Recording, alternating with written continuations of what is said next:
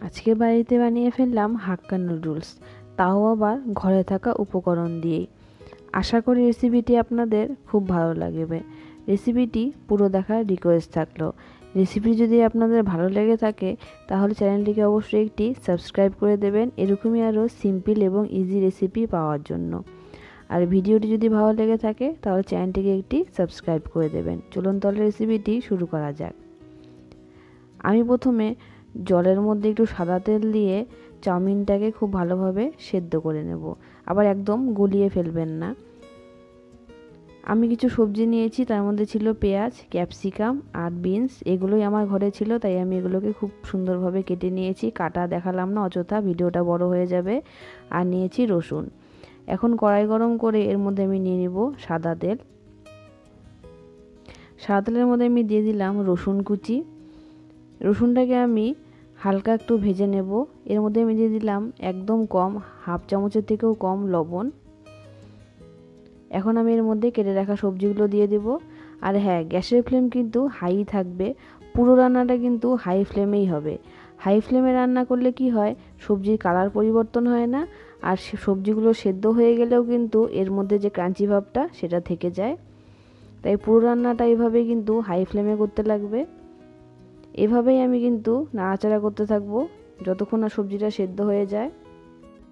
আমার কাছে শুধু ক্যাপসিকাম, বিনস ছিল, তাই আমি এগুলো দিয়ে করছি।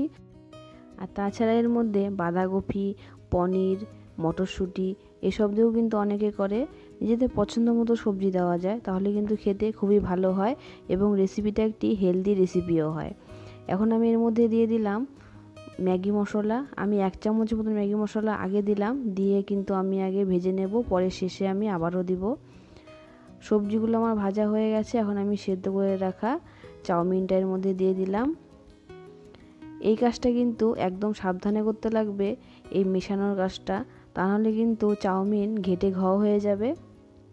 এটা একদম আস্তে আস্তে মেশাতে হবে, যাতে চাউমিনটাও ভেঙে না যায় আর সবজিগুলো খুব ভালোভাবে মিশে যায়। আর হ্যাঁ, এই সময় কিন্তু গ্যাসের ফ্লেমটা কিন্তু আমি লো করে দিয়েছি, তা নাহলে কিন্তু নিচে লেগে যেতে পারে। এখন আমি এর মধ্যে দিয়ে দিব টমেটো সস। টমেটো সসটাই আমার কাছে ছিল, তাই আমি এটা দিয়ে দিলাম। সয়া সসটা দিতে গিয়ে দেখি ওটার এক্সপায়ারি ডেট পার হয়ে গেছে, তাই আমি ওটা দিলাম না। আর দিয়ে দিলাম ম্যাগি মশলা। আর ঘরে যদি চাট মশলা থাকে তাহলে সেটাও দিতে পারেন, সেটা দিলেও কিন্তু খেতে খুবই ভালো হয়। এখন কিন্তু আমি গ্যাসের ফ্লেমটাকে অফ করে দিয়েছি। অফ করে তারপরে আমি টমেটো সসটা আর ম্যাগি মশলাটাকে ভালো করে মিশিয়ে নিচ্ছি। আশা করি রেসিপিটি আপনাদের খুব ভালো লেগেছে। রেসিপিটি ভালো লাগলে অবশ্যই ভিডিওতে একটি লাইক এবং কমেন্ট করে দেবেন। আর এরকমই আরও সিম্পল রেসিপি পাওয়ার জন্য চ্যানেলটিকে সাবস্ক্রাইব করে দেবেন। পুরো ভিডিওটি দেখার জন্য আপনাদেরকে অসংখ্য ধন্যবাদ।